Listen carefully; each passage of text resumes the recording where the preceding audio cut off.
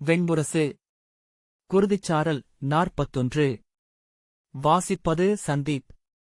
கலிதேவனின் சிற்றாலயத்தின் முகப்பில் நின்றிருந்த கலிங்க போசகர் ஒருவர் கைதூக்க அனைத்து இசைக்கலங்களும் ஒலியவிந்தன.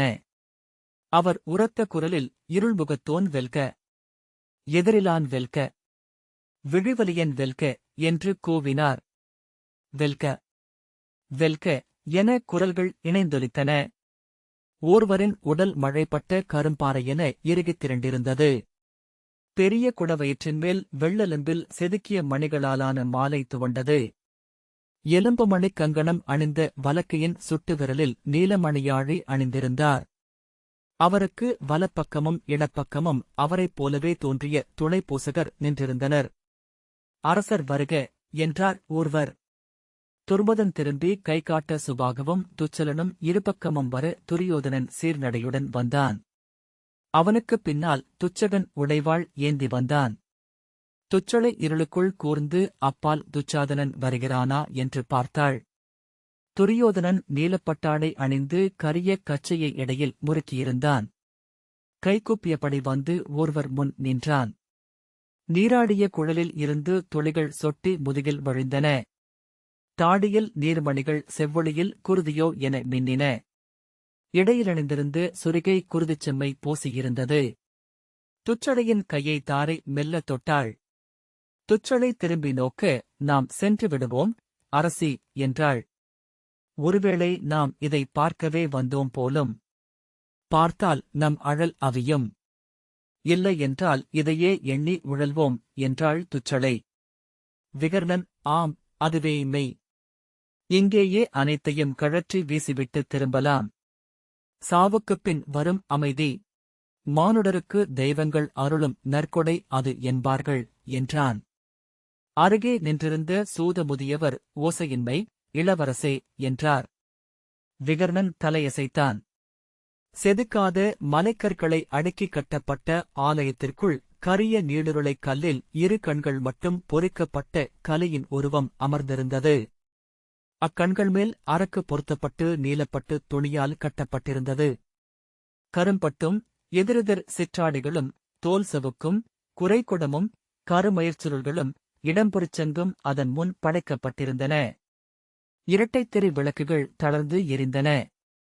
நீலமலர்தார்கள் சூட்டப்பட்டு இருபக்கமும் நெய்ப்பந்தங்கள் எரிய அமர்ந்திருந்த உருவிலாவடிவை நோக்கிக் கொண்டிருந்த போது அது உடல் கொண்டு கைகால்கள் நீண்டு எழுந்துவிடுமெனத் தோன்றியது. காகத்தின் இறகுகளாலான விசிறிகள் அதன் காலடியில் விரிக்கப்பட்டிருந்தன. வலமும் இடமும் இரு உயிருள்ள நாகங்கள் புகையில் மயங்கியவை என கிடந்தன. ஓர்வர், அரசே, முழுதளித்தல் என்றால் என்ன என்று உங்களுக்கு சொல்லியிருப்பார்கள் என்றார். துரியோதனன், ஆம் என்றான். 5 நிலைகளினாலானது இந்த தன்னளிப்பு. எச்சமின்றி அழித்தல், ஐயமின்றி பணிதல், பிரிதின்றி ஒழுகுதல், ஒருபோதும் திரும்பி நோக்காதொழுதல், துயரின்றி ஏற்றல். ஐவகை நோன்பில் ஒன்றில் ஒரு கடுகு மணியடை குறைவென்றாலும் கனியும் தெய்வம் கடுஞ்சினம் கொள்ளும். அறிக, கலியின் நோக்கு கனல் விழியனையே துயருற்றலையச் செய்துள்ளது. அவன் முன் ஊழும் சுருங்கி வளையும். துரியோதனன், ஆம், அறிவேன் என்றான். இது மீள வழியில்லா பாதை என்றார் ஒருவர். ஆம், அறிவேன் என்றான் துரியோதனன். ஒருவர் புன்னகைத்து, ஆனால் இப்புவியில் அனைத்து பாதைகளும் மீள முடியாதனவே என்றார். இது இறப்பு என்று உணர்க. துரியோதனன், ஆம், அறிவேன் என்றான். இறந்து பிறக்காதவர் எதையும் அடைவதில்லை என்றார் ஒருவர். இந்த காகச்சிறை தடுக்கில் அமர்க என்றார். துரியோதனன் மழித்திட்ட தலைமயிராலானது போன்ற காகச்சிறகு தடுக்கில் அமர்ந்தான். கைகளை மடியில் பூட்டுக. இங்கு வேறு எவரும் இல்லை என்றே கொள்க. ஒரு நாழிகை பொழுது உங்கள் தெய்வத்தின் காலடியை நோக்கி அமர்ந்திருக்க வேண்டும். ஆம் என்றான் துரியோதனன். இது இறுதி வாய்ப்பு. இப்பூசனை முடிவதுவரை உங்களுக்கு பொழுதிருக்கிறது. இறுதிக்கணத்தில் கூட நீங்கள் இதிலிருந்து ஒழிவதாக அறிவித்து திரும்பிச் செல்ல முடியும் என்றார் ஒருவர். துரியோதனன் ஆம் என்றபின் கலியின் சிலையை நோக்கியபடி நிமிர்ந்த தலையும் நிகர்த்துலாவென அமைந்த பெருந்தோள்களுமாக அமர்ந்திருந்தான். ஒருவர் துர்மதனை நோக்கி, பூசைகை பொருட்களனைத்தும் வரட்டும். அவற்றை எண்ணி நோக்கிய பின்னரே நான் வேள்விக்கு எழ முடியும் என்றார். துர்மதன் கை காட்ட சூதர்கள் ஒவ்வொரு பொருளாக கொண்டு வந்தனர். முதலில் 7 குடங்களில் நீர், பின் 7 குடலைகளில் தாமரை, குவளை, செண்பகம், நொச்சி, ஊமத்தை, வள்ளை, சங்குமலர் என 7 வகை நீலமலர்கள் கொண்டு வந்து வைக்கப்பட்டன. வாழை இலையில் பொதிந்து ஆவியில் வேக வைக்கப்பட்ட அப்பங்கள் அடுப்பிலிருந்து இறக்கப்பட்டு 7 கூடைகளில் கொண்டு வந்து வைக்கப்பட்டன. 7 குடங்களில் நுரை எழும்கள். சூதர்கள் கொண்டு வந்த கூடைகளில் இருந்து 7 கருங்கழுத்து காகங்கள், 7 கருநாகங்கள், 7 கரிய அட்டைப்பூச்சிகள், 7 கூகைகள், 7 கருங்குரங்குகள், 7 கரிய மீன்கள், 7 ஆமைகள் கொண்டு வந்து ஒருவருக்கு காட்டப்பட்டன. அவர், பலி விலங்குகள் ஒருங்கியுள்ளனவா என்றார். ஆம், சுனையருகே நின்றுள்ளன என்றான் துர்மதன். அவர் நிறைவுடன் தலையசைத்தபின் கருவறைக்குள் நுழைந்தார். துணை பூசகர்கள் அப்பகுதியைச் சுற்றி நெய்ப்பந்தங்களை ஏற்ற காட்டெறி என அனல் சூழ்ந்தது. நாகங்கள் விருண்டு கூடைக்குள் எழுந்து படமெடுத்தன. அவர் கருவறைக்குள் மேலும் பந்தங்களை கொளுத்தினார். ஒருவர் நீலக்குவளையால் அள்ளி இடக்கை சரித்து ஊற்றி 7 முறை கலியை நீர்முழு காட்டினார். பின்னர் மணையில் கால் மடித்து அமர்ந்து ஓசை என்று ஒருபோதும் எழுந்திராத நுண்சொற்களை உதடுகளின் அசைவாக சொன்னபடி கைகளில் எழுந்த நுண்சைகைகளினூடாக கலிதேவனுடன் உரையாடலானார். தாரை மெல்ல, நாம் சென்று விடுவோம் என்றாள். துச்சளை மறுமொழி சொல்லாமல் விழியூன்றி நின்றாள். நீலமலர்களை அள்ளி கலிதேவன் மேல் இறைத்தபடி வாழ்த்துச் சொற்களை சொன்னார். தொன்மையான குடிமொழி எதிலோ அமைந்த அச்சொற்கள் வண்டு முரள்வது போலவும், புறா குறுகுவது போலவும், கிளி முழற்றுவது போலவும், கூகை குழறுவது போலவும், புலி உருமுவது போலவும் மாறி மாறி செவியுடனாடின. ஒரு கணத்தில் முழவின் தோற்பரப்பில் கையால் வருடும் ஒலி என்றாயின. பின் குருவில்லின் நாணொலி என உருமாறின. துணைப்போசகர் 7 இலைகளில் அப்பத்தை எடுத்து அளிக்க கலிதேவனின் முன் அவற்றை படைத்தார். பலி ஏற்கும்படி கையசைவு காட்டி தொழுதபின் மலர்களை அவற்றின் மேல் தெளித்தார். அவற்றில் ஓர் இலையை எடுத்துக் கொண்டு சென்று அப்பாலிருந்த காஞ்சர மரத்தின் அடியில் வைத்துவிட்டு திரும்பி வந்தார். இன்னொரு இலையை எடுத்து மும்முறை சுழற்றி காற்றில் தென்திசை நோக்கி வீசினார். கைகூப்பி 7 முறை வணங்கியபின் வெளிவந்து நின்று 4 திசையிலும் சூழ்ந்திருந்த இருளை வணங்கினார். பின்னர் துரியோதனனிடம், சொல்க, இது தருணம் என்றார். ஆம், மாற்றமில்லை. என் முடிவு அதுவே என்றான். எழுந்து நில்லுங்கள், அரசே என்றார் ஒருவர். கலிதேவனின் ஆலயப்படியை தொட்டு 3 முறை ஆணையிடுக, அதுவே உங்கள் தன்னளிப்பாகும். துரியோதனன் முன்னால் சென்று கல்படியில் வலக்கையால் மும்முறை அறைந்து ஆணை, ஆணை, ஆணை என்றான். இந்தச் சொற்கோள் இனி உங்களை ஆளும் என்றார் ஒருவர். இது உங்கள் கால் தாங்கும் மண்ணும் தலைகவித்த வானம் சூழ்காற்றும் பெய்யொளியும் அனலும் ஆகி உடனிருக்கும். துரியோதனன், ஆம், பேறு கொண்டேன் என்றான். அரசே, 4 சடங்குகளால் நீங்கள் இவ்வெல்லையே கடக்கவிருக்கிறீர்கள். முதல் சடங்கு உலகளித்தல்.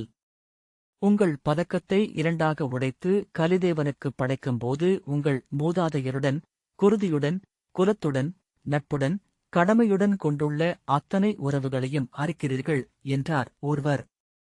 துச்சலன் உதவ துரியோதனன் தன் கழுத்தில் அணிந்திருந்த மாலையில் தொங்கிய அரச பதக்கத்தை பிரித்தெடுத்தான்.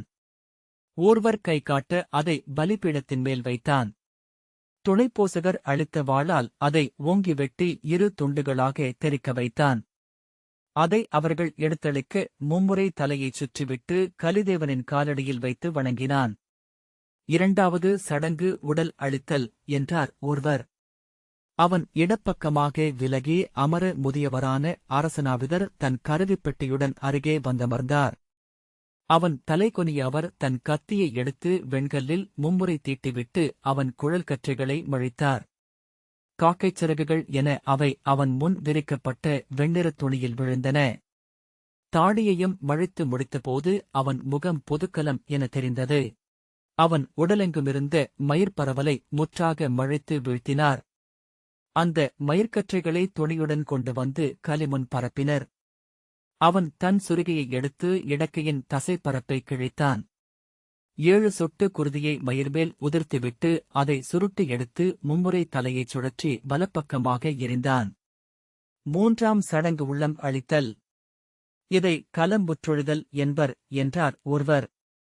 அவர் கைகாட்ட தொடிகளும் முழவுகளும் கொம்புகளும் மீண்டும் முழங்கத் தொடங்கின. ஆலயத்திற்கு தென்புறமாக செங்கல் அடுக்கி அமைக்கப்பட்டிருந்த பெரிய வேள்விக்குளத்தில் 7 பூசகர்கள் விறகுகளை அடுக்கினர். கலிதேவனின் கருவறையில் இடப்பக்கம் இருந்த பந்தத்திலிருந்து சுடர் பொருத்தி எடுத்துச் சென்று அந்த விறகு குவையை பற்ற வைத்தார். தழல் இருந்து எழத் தொடங்கியதும் முழவுகளும் துடிகளும் கொம்புகளும் அவிழ்ந்தன. துரியோதனனை ஒருவர் அழைத்துச் சென்று தெற்கு நோக்கி போடப்பட்டிருந்த தர்ப்பை புல் வாயில் அமரச் செய்தார். அவனுக்குப் பின்னால் தம்பியர் அமர்ந்தனர். அனலைச் சூழ்ந்து அமர்ந்திருந்த பூசகர் வேதச் சொல்லை ஓதத் தொடங்கினர். சற்று நேரம் கழித்தே அச்சொற்களின் ஒலி மாறுபாட்டை துச்சளை உணர்ந்தாள். அவள் வியப்புறுவதை அவள் கையைத் தொட்டுக்கொண்டு நின்றிருந்த தாரை அறிந்து அது அசுரவேதம். எங்கள் குடிகளில் மழை எழ வேண்டி நிகழும் வான்தோழு வேள்விகளில் அச்சொற்களை கேட்டிருக்கிறேன் என்றாள். காடுகளுக்குள் இருந்து அசுரகொடி பூசகரை முறைச்சொற்கள் கூறி அன்னமும் ஆடையும் பொன்னும் பரிசில்களாக அளித்து வரவழைத்து அதை இயற்றுவோம். ஆண்டு பிறழாமல் வான்கனியச் செய்வது அவர்களின் சொல்லே. துச்சளை, ஆனால் நான் இதை முன்பு கேட்டது போலுள்ளது என்றாள். நான் கேட்ட அசுரவேதம் தவளைகளை வீழ்த்திப் பாடுவது. தவளைக்குரல் எனவே ஒலிப்பது என்றாள் தாரை. ஆம், இந்தச் சொல்லொழுக்கு அதர்வ வேதத்தைப் போல் உள்ளது என்றான் விகர்ணன். துச்சளை, தவளைப்பாடல் வேதம் என கேட்டிருக்கிறேன் என்றாள். மாண்டூக்கியம் அதர்வ வேதத்தை சார்ந்த மரபு என்றான் விகர்ணன். அனலெழுந்து கூத்தாடத் தொடங்கியது. அதில் அவர்கள் மரக்கரண்டியால் நெய்யை ஊற்றிக்கொண்டே இருந்தனர். நடமிடும் தழலுடன் வேதச்சொல் இசையும் விந்தையை துச்சளை பலமுறை கண்டிருந்தாள். காட்டிலெழும் தழலுடன் மேலும் பிழையின்றி இணைந்தாடியது அசுரவேதம். தழலாட்டத்திற்கு தாளச்சொற்கட்டு போல, தழலை செவியால் அறிவது போல. அறியாது விழுதிருப்பிய போது பெருநிழல்களாக எழுந்த காடு அவ்வோசையில் தாண்டவமாடுவதை துச்சளை கண்டாள். முதல் முறையாக அச்சம் அவள் நெஞ்சை கவ்வியது. அவள் கொண்ட அச்சத்தை உணர்ந்தவளாக தாரை, செல்வோம் அரசி என்றாள். ஆம் என்றாள். ஆனால் அங்கிருந்து அசைய முடியுமென தோன்றவில்லை. விழிகளை காட்சியால் அவ்வாறு பிழைத்துவிட முடியும் என அப்போது அறிந்தாள். பெருமூச்சு விட்டபடி கால் மாற்றி நின்றாள். வேள்வித்தியில் நீலமலர்கள் பொழியப்பட்டன. அவை பொசுங்குகையில் முதற்கணம் தசைவேகம் கெடுமணமிழுந்து குமட்டச் செய்தது. பின்னர் அப்பங்கள் கருகும் அன்னம் எங்கோ அறிந்த மணம் கொண்டிருந்தது. பின்னர் கனிகளும் காய்களும் அவியாக்கப்பட்டன. இறுதியாக கள்குடங்கள் அனலில் பெய்யப்பட்டன. கருகி அணைந்த அனல்மேல் நெய் ஊற்றப்பட்டு தழல் மூட்டப்பட்டது. வேதக்குரல் காட்டு ஓடையின் ஓசை கொண்டு எழுந்து சூழ்ந்தது. முதலில் தேரட்டைகள் அனலுக்கு ஊட்டப்பட்டன. அவை மெழுகென உருகி எரியாயின. பின்னர் காகங்கள் அனலில் போடப்பட்டபோது அவை சிறகடித்து எழ முயன்று பொசுங்கி விழுந்து துள்ளித் துள்ளி விழுந்து அனல் கொண்டன. தாரை குமட்டலோசையுடன் குனிந்தாள். எம் என விகர்ணன் அதட்ட அவள் கால் மடித்து அமர்ந்து தலையை முழங்கால் மேல் வைத்துக் கொண்டாள். குனிந்து அவளை நோக்கினால் தானும் வாயுமிழ்ந்து விடுவோம் என துச்சளை அஞ்சினாள். கூகைகள் பின்னர் அவியாயின. அனலில் விழுந்ததுமே அவை அச்சமூட்டும் ஓசையுடன் இருமுறை துள்ளி அமைந்தன. கரிய மீன்கள் அனலை அடைந்ததுமே செந்தழலால் வாய் திறந்து கவ்வப்பட்டன. இன்னும் இன்னும் என அனல் எழுந்து கிளை விரித்தது. நாவாக, மலராக, வான்குருதியாக. அனலில் இருந்து விழிவிலக்க அவளுக்குள் சித்தம் திமிரித் துடித்தது. விழி முதலில் அனலுக்கே கட்டுப்பட்டது என அவள் எண்ணினாள். ஒன்றன்பின் ஒன்றாக 7 கருங்குரங்குகள் அனலில் இடப்பட்டன. கைகள் கட்டப்பட்டிருந்த அவற்றின் வால்கள் சொடுக்கி அதிர்ந்து நீண்ட பொசுங்கி எரிய உடல் உருகி கண் நோக்கியிருக்கவே விலாவெலும்புகள் தோல் மீறி எழுந்து வந்தன. ஒரு குரங்கின் எலும்பு முகம் தசைப்பரப்பு சேறு என வழுந்தகல உந்தி மேலெழுந்தது. அதன் விழிக்குழிகளிலும் பல்நிறைந்த வாயிலும் செவ்வழல் ஊடுருவி எழுந்தது. ஏழாவது குரங்கு முன்னர் எரிந்த குரங்குகளை தன் சிறுவழிகளில் மின்னும் அனலுடன் வேறெங்கிருந்தோ என நோக்கிக் கொண்டிருந்தது. அதன் சேர்க்க கட்டப்பட்ட கைகள் கூப்பியவை போலிருந்தன. அதை பூசகர் தூக்கியபோது ஒளிதீட்டும் ஓசை எழ ஒருமுறை விதிர்த்து திரும்பி அவருடைய கைகளை பற்றிக் கொண்டது. அனலில் அதை அவர் வீசியதும் அஞ்சு எரியும் விறகனலை பற்றி அந்த அணைப்பிலேயே முடிபொசுங்கி அரக்குடன் சேர்ந்து எரிந்தது. நாகங்களை ஒவ்வொன்றாக மண்ணில் விட்டார்கள். வேதம் ஓதியபடியே அதன் வளைந்த உடலினூடாக கைகளால் வருடினார் பூசகர். மெல்ல அது உடல் முறுக்கி ஈரமென ஒளி படர்ந்த சுருள்களுக்குமேல் படமெடுத்தது.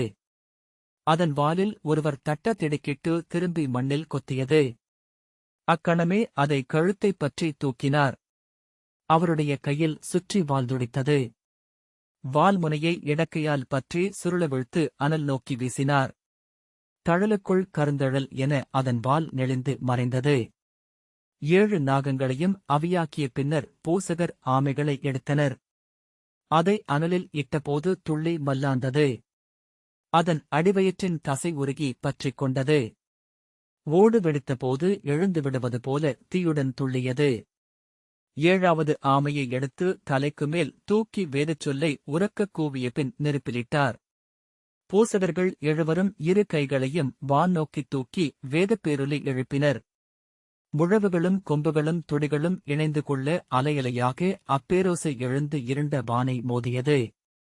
ஒருவர், அரசே, இவ்வேள்வியில் அச்சம் எனும் அட்டையை அவியாக்கினீர்கள். விழைவெனும் காகங்கள், காமம் எனும் குரங்குகள், ஆணவமெனும் கூகைகள், சோர்வெனும் ஆமைகள் அவியாக்கப்பட்டன.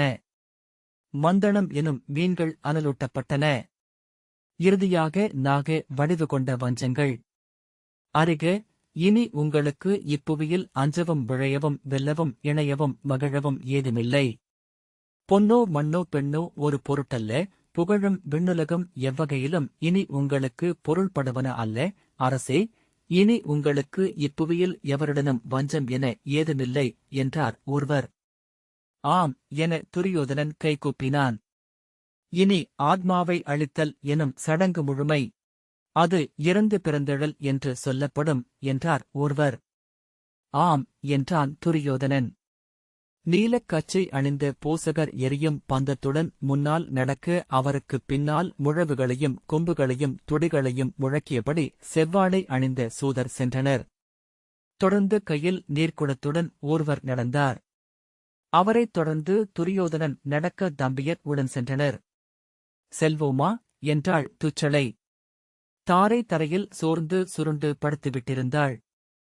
விகர்ணன், வேண்டாம் அரசி, இதற்குமேல் என்னாலும் இயலாது என்றான். ஊன் எரியும் கெடுமணம் அல்ல இது. நாமறியா பெருங்கீழ்மைகளின் நாற்றம். ஒரு கணம் அடிவயிறு பொங்கி நெஞ்சிலறைய துச்சளை குமட்டினாள். பின்னர் அதை உள்ளே செலுத்தி உடலை அடக்கி, நான் சென்று பார்க்கவிருக்கிறேன் என்றாள். விகர்ணன், வேண்டாம், இதிலிருந்து நாம் மீளவே முடியாது என்றான். இது என்னில் எதை நிறைக்கிறதென்று பார்க்கிறேன் என்றாள் துச்சளை. இதை பார்க்காதொழிந்தால் இதுவே என் நெஞ்சில் நின்று பெருகும். இத்துடன் நானும் இங்கே இறந்து பிறந்தால் அது நன்றே. விகர்ணன் பெருமூச்சு விட்டான். அவள் திரும்பி அவர்கள் சென்ற திசை நோக்கி சிற்றடி வைத்து நடந்தாள். கூழாங்கற்கள் நிறைந்த பாதையில் அவளால் சீராக நடக்க முடியவில்லை. இடறி நின்றும் மூச்சிழைக்க ஓய்வெடுத்தும் தொடர்ந்து சென்றாள். ஒரு மருத மரத்தியை அடைந்ததும் கால் தயங்கி நின்றாள். அதன் முதலைத்தோல் பட்டைப் பரப்பில் கையூன்றி எழுந்த வேர்ப்புடைப்பில் மெல்ல அமர்ந்தாள். சரிந்து சென்ற பாதையின் இறுதியில் ஊர்வரும் துணை போசகரும் கூடி நின்றிருந்தனர். நடுவே ஓடையிலிருந்து சால் திருத்திக் கொண்டு வந்து சேர்த்து சுனை நீர்ச்சுழிமேல் அனல் அலைய இருளில் ஒரு பெருநாகவிழை எனத் தெரிந்தது. சுனையின் மென்சேற்றுக் கதுப்பு அலைவடிவுகள் நுரைக்கோடுகளெனப் பதிந்து சூழ அதில் இறங்குவதற்காக மரத்தாலான படிகள் இடப்பட்டிருந்தன. ஒருவர் அதனருகே சென்று நிற்க துரியோதனன் அவர் அருகே சென்று வணங்கி நின்றான். ஒருவர் கை காட்ட ஓசைகள் ஓய்ந்தன. ஒருவர், அரசே, இது இறுதிக் கணம். இனி பிறிதொரு எண்ணத்திற்கு இடமில்லை. இப்போது கூட பின்னடி வைக்க முடியும்.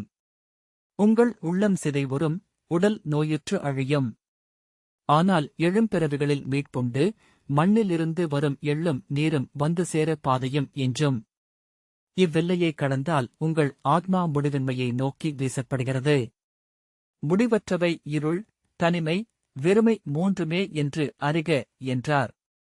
துரியோதனன், என் முடிவில் மாற்றமில்லை. என் தெய்வம் என்னை அணிந்து கொள்க என்றான். அவ்வாறே ஆகுக என்ற ஊர்வர் துர்மதனிடம் கையசைக்க அவன் திரும்பி ஓடிச் சென்று கைவீசி பலிவிலங்குகளை கொண்டு வரச் சொன்னான். சூதர்கள் காட்டில் கட்டப்பட்டிருந்த பலிவிலங்குகளை கயிற்றைக் கட்டி இழுத்துக் கொண்டு வந்தனர். 7 எருமைகள் தளர்ந்த நடையுடன் உருளை கருவழிகளில் பந்த வெளிச்சங்கள் துளிகொள்ள பெருமுரசுக்கோல் முழை என குளம்புகளை தூக்கி வைத்து நடந்து வந்தன. ஓசைகளுக்கேற்ப அவற்றின் செவிகள் அசைந்தன. துயிலில் என 7 கழுதைகள் வந்தன. தலை தாழ்த்தி ஒற்றைக்கால் தூக்கி கழுதைகள் துயின்று நிற்க எருமைகள் குனிந்து தரையிலிருந்து புல்சரடுகளை கடித்து மென்றன. 7 பன்றிகளை கால்கள் சேர்த்து கட்டி நடுவே மூங்கில் செலுத்தி தூக்கிக் கொண்டு வந்து போட்டனர். அவை கரிய தோல் நீர்ப்பை என வயிறுகள் துள்ள எம்பி எம்பி முழவொலி எழுப்பி உருமின. பேரிடல் கொண்ட 2 துணை பூசகர்கள் இடையளவு உயரம் கொண்ட பெரிய பள்ளிவாட்களுடன் வந்து நின்றனர். சுனைக்கரையில் இருந்த பெரிய மரவட்டம் பலிபீடம் என்பதை துச்சளை அப்போதுதான் உணர்ந்தாள். அந்த அதிர்ச்சி அவளை அறியாமல் எழுந்து நிற்கச் செய்தது.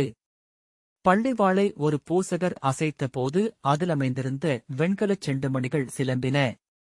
முதல் எருமையை 2 பூசகர் அழைத்து வந்து பலிபீடத்தருகே நிறுத்தினர். தலையில் நீர் தெளிக்கப்பட்டதும் அது கழுத்தை நீட்டியது. எடைமிக்க வாழ்மின் என இறங்கி பீடத்தில் பதிந்து நடுங்க எருமைத்தலை எடையுணர்த்தும் ஓசையுடன் அப்பால் விழுந்து சேற்றில் உருண்டு சுனைநீருக்குள் விழுந்தது. குளம்புகள் இழுபட சேற்றில் கிடந்து துடித்த எருமையின் வெட்டுண்ட கழுத்து வழியாக குருதி கொப்புளங்களுடன் பெருகி வழிந்து சுனைநீரை அடைந்தது. அதன் பெரிய வயிறு காற்றொழியும் தோல்கலம் என அதிர்ந்து சுருங்க விலாவெலும்புகள் உள்ளே அசைந்தன. வால் சுழன்று பூழியை அழைந்தது. துணைப்பூசகன் பீடத்தை இழுத்து இடமாற்றம் செய்தான். 2வது எருமை அங்கே கொண்டு வரப்பட்டது. அதன் குருதி சிற்றுடையாக வழிந்து சுனையில் கலந்தது. குருதி கருநிறம் கொண்டிருப்பதாக துச்சளை எண்ணினாள். ஆனால் செம்மையை நினைத்ததுமே அது செந்நிறம் கொண்டது.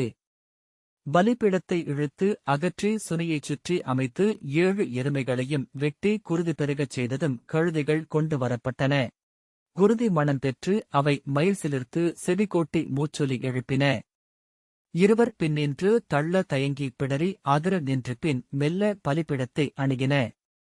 முதல் கழுதையின் வெட்டுண்ட தலை சேற்றிலேயே செவியசைத்தபடி கிடந்தது. அதை கைக்கோலால் தள்ளி நீரிலிட்டனர். தரையில் ஒரு கழித்து விழுந்து ஓட முயல்வது போல காலசைத்தது. 2வது கழுதை வெட்டப்பட்டபோது பின்னால் நின்ற கழுதை மெல்ல கனைத்தது.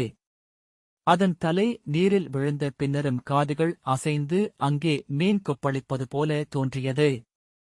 பன்றிகளை பீடங்களின் மேல் வைத்து அடிக்கழுத்தை கிழித்து குருதி பீரிடச் செய்து தலையுடன் சேற்றில் கிடத்தினர். சுனையைச் சூழ்ந்து பலியுடல்கள் இறுதித் துடிப்பில் அதிர்ந்து கொண்டிருக்க சேற்றில் ஊறி வழிந்த குருதியால் சுனை பெரும்பொன் என மாறியது. குருதியின் சுழிப்பு. நோக்கிழந்த ஊன்விழி. ஒருவர் துரியோதனனிடம், அரசே, அணி களைக. இப்புவி அளிக்கும் ஒரு துளிகூட உடலில் இருக்கலாகாது. கருவறை விட்டு வந்து அதே தோற்றம் கொள்க என்றார். துச்சலன் துரியோதனனின் கைகளில் இருந்த அரச கணையாழியை கழற்றினான். இடையில் இருந்த மங்கலச்சரடை சுரிகையால் அறுத்து எடுத்தான். துர்முகன் அவன் இடையிலிருந்த ஆடையை கழற்றினான். உள்ளே கட்டியிருந்த தற்றாடையை அதன் முடிச்சுகளை அறுத்து அகற்றினான். சுபாகு அவன் தலையில் மலரிதழ்கள் எஞ்சியிருக்கின்றனவா என நோக்கினான். முழுதுடலுடன் நின்ற துரியோதனனை ஒருவர் சுற்றி வந்து நோக்கினார். உடலில் ஒட்டியிருந்த புல்சரடு ஒன்றை எடுத்து வீசினார். துணைப்பூசகரும் அவனை மும்முறை சுற்றி வந்து நோக்கினர். துச்சளை அவன் உடலையே நோக்கிக் கொண்டிருந்தாள். முன்பு பலமுறை நோக்கிய உடலென்று தோன்றியது ஏன் என அவள் அகம் குழம்பியது. மானுட உடல் அல்ல அது. கல்லில் மட்டுமே அம்முழுமை இயல்வது. மயிரற்ற உடல் உலோகப் பளபளப்பு கொண்டிருந்தது. எங்கோ என்றுமென இருக்கும் அச்சு ஒன்றில் வார்த்தை எடுக்கப்பட்டது. தெய்வங்கள் மானுடக் கைகளை எடுத்துக்கொண்டு நுண்சீர் செய்தது. இனியில்லை என முழுமையைச் சென்றடைந்த தசைகள், நரம்புகள், கால்நகங்கள் சிறுத்தை குருளைகளின் விழிகள் என வெண்ணிற ஒளி கொண்டிருந்தன. ஊர்வர் துரியோதனனின் கைகளைப் பற்றியபடி அழைத்துச் சென்று நீர் விளிம்பருகே நிறுத்தி, இறங்கி நீராடுக, அரசே, என்றார். அவன் குனிந்து நீரையே நோக்கிக் கொண்டிருந்தான். நீராடுக, என்றார் ஊர்வர். துரியோதனன் திடுக்கிட்டவன் போல திரும்பி அவரை நோக்கினான். செல்க, இது உங்கள் அன்னையின் கருக்குழி, என்றார் ஊர்வர். அவன் மெல்ல காலடி எடுத்து வைத்து சேற்றிலிறங்கினான். அவன் கால்கள் நடுங்கிக் கொண்டிருந்தன. கைகளைக் கூப்புக, என்றார் ஊர்வர். அவன் குழந்தை போல் அதை செய்தான். பிறிதவரையோ என அவரை நோக்கிக் கொண்டிருந்தான். அறியாமல் நடந்து அக்குழுவருகே வந்துவிட்டிருந்த துச்சளை அவ்விழிகளை அண்மையில் நோக்கினாள். அறியாமையின் பேரழகு கொண்டு இளமைந்தருக்குரிய விழிகள் அவை. மறுகணம் வாய்திறந்து மழலைச் சொல் எடுக்கக்கூடுமென தோன்றச் செய்தவை. சுனையில் நீர் அலைக்கொப்பளிக்கத் தொடங்கியது. அதற்குள் பல்லாயிரம் கருநாகங்கள் நெளிவது போலத் தோன்றியது. இறங்கி மூழ்குக, என்றார் ஊர்வர். இது கருபுகுதல். அங்கு நீருள் 108 நொடி அமர்ந்திருக்க வேண்டும். முதல் முழுக்கில் உங்கள் பழைய நினைவுகள் அழியும். 2ஆம் முழுக்கில் மூதாதையரை காண்பீர்கள். 3ஆம் முழுக்கில் அவர்களை உதைத்து உதறி தலைகீழாக மண்ணில் விழுவீர்கள். துரியோதனன் பால்பற்கள் கொண்ட குழவியரின் வாய்களில் மட்டுமே எழும் இனிய புன்னகையுடன் அவரை நோக்கி தலையசைத்தான். அறியா உணர்வெழுச்சியால் துச்சளை விழிநீர் மல்கினாள். துரியோதனன் மெல்ல படிகளில் இறங்கி இடைவரை குருதியில் நின்றான். மூழ்குக, என்றார் ஊர்வர். அவன் கண்மூடி நீரில் மூழ்க அவர் 108 வரை விரல் விட்டு எண்ணினார். அவன் நீர் பிளந்து எழுந்தான். மழிக்கப்பட்ட தலையிலிருந்து குருதி சொட்டி வடிய வயிறு கிழித்து எழும் மகவென்றே தோன்றினான். பிறிதொரு முறை, என்றார் ஊர்வர். அவன் நீரில் மூழ்கிய பின் அவர் எண்ணத் தொடங்கிய போது நீர் பிளந்து எழுந்த காகம் ஒன்று கா என்னும் கூச்சலுடன் துளிசொட்ட சிறகடித்து இருளில் மிதந்து சுழன்றது. மீண்டும் ஒரு காகம் எழுந்து அதனுடன் இணைந்தது. கைகூப்பியபடி எழுந்து துரியோதனன் திகைத்து நோக்க, மூழ்குங்கள், என்றார் ஊர்வர். அவன் மீண்டும் மூழ்கிய போதும் கூச்சலிட்டபடி மேலும் காகங்கள் எழுந்து நீரைச் சிதறடித்து இருளில் சுழன்றன. 3ஆம் முறை துரியோதனன் நீரிலிருந்து எழுந்து கைகூப்பியபடி கரையை அணைந்தபோது தலைக்குமேல் இருளின் சுழி என 100க்கும் மேற்பட்ட காகங்கள் சுழன்று பறந்தன. அவற்றின் குரல்கள் இணைந்து எழுந்த ஓசையை அவள் முன்பு கேட்டிருந்தாள். ஊர்வர் நேராகச் சென்று உங்கள் தெய்வத்தின் படியில் தலைவையுங்கள், அரசே, என்றார். அவன் கூப்பிய கைகளை விலக்காமல் நடந்து செல்ல அவன் பின்னால் ஊர்வரும் துச்சாதனனும் துர்மதனும் துச்சலனும் துச்சகனும் சென்றனர். துணைப்போசகர் தொடர்ந்தனர். சுனையருகே நின்றபடி துச்சளை நெஞ்சில் கை வைத்து நோக்கிக் கொண்டிருந்தாள். உள்ளிருந்து அலையலையென காகங்கள் எழுந்து இருளில் கருங்கு மொழிகள் என சுழன்று கொண்டிருந்தன. காலடியில் அசைவை உணர்ந்து அவள் திடுக்கிட்டு மேலே சென்று குனிந்து நோக்கினாள். நீருக்குள் இருந்து ஓசையிலா வழிவாக நாகங்கள் கிளம்பி அம்புகள் என இருள் செறிந்த காட்டுக்குள் சென்று புதைந்து கொண்டிருந்தன. துள்ளி ஓடி மேலேறி மருத மரத்தியில் சென்று நின்றாள். உடல் மெய்ப்பு கொண்டு தசைகள் இறுகி அதிர்ந்தன. பற்கள் கிட்டித்து கழுத்து தசைகள் இழுபட்டிருந்தன. அங்கும் தரையெங்கும் நிழல்களுடன் நாகங்களும் நெளிவதைக் கண்டாள். மீண்டும் ஓடி மேலே கலிதேவனின் ஆலய முகப்பிற்கு சென்றாள். அங்கே துரியோதனன் ஆலயத்தின் படிக்கட்டில் நெற்றியை மும்முறை முட்டி வணங்கினான். திரும்பி நோக்க ஒருவர் அவனுக்கு அவனுடைய சுருகையை 2 கைகளாலும் எடுத்தளித்தார். அதை வாங்கி கண்களில் ஒற்றிக் கொண்டான். துர்முதன் அவன் ஆடைகளை எடுத்து அணிவிக்கத் தொடங்கினான். இந்த வாசிப்பை கேட்டதற்கு நன்றி.